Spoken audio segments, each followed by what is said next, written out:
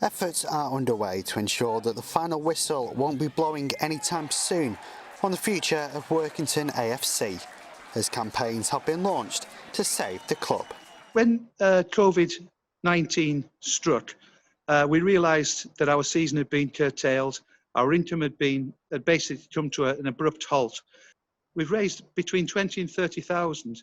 Now that essentially takes us through the summer months to the start of the new season, whenever that will be. The latest campaign is really to take us right the way through next year, really, because we do anticipate a major shortfall in our income. And now they've turned to their most famous manager for help. Bill Shankly is best known for turning Liverpool into the dominant force in English football in the 60s and 70s. But before that, he spent a season here at Borough Park. Our latest campaign actually centres around our most famous manager, who was Bill Shankly in the 1950s. And he really turned the fortunes of the club round in the short time he was here. He's remembered fondly by the club. We name our sponsors lounge after him, the Shankly Lounge. It was named 40 years ago. He opened it personally. Basically, it's a crowdfunding campaign, and we're looking for supporters to come together and donate just what they can. Even £1 would help. We set a target of £50,000, which essentially will cover any potential shortfall next year and secure the future of the club. 10-year-old Rebecca plays for one of Workington's girls' teams and follows the club as well as Liverpool. And she is lending her support to Workington's fight for survival.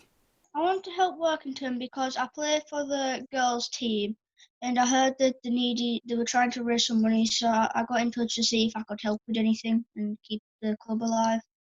Well, we've made a video and we're going to try and raise some money for the club and just raise some money to keep the club alive.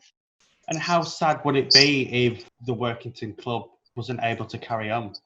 Really sad, because then we wouldn't have any sponsors for our team and it wouldn't feel like a whole team again. The younger generation are one of the reasons this fundraiser is happening, to ensure that they and the rest of Workington have their local club to support for years to come.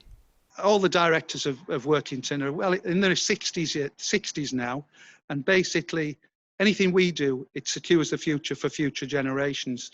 And there's every week before COVID-19, there was almost 500 children who played under the Workington Reds banner.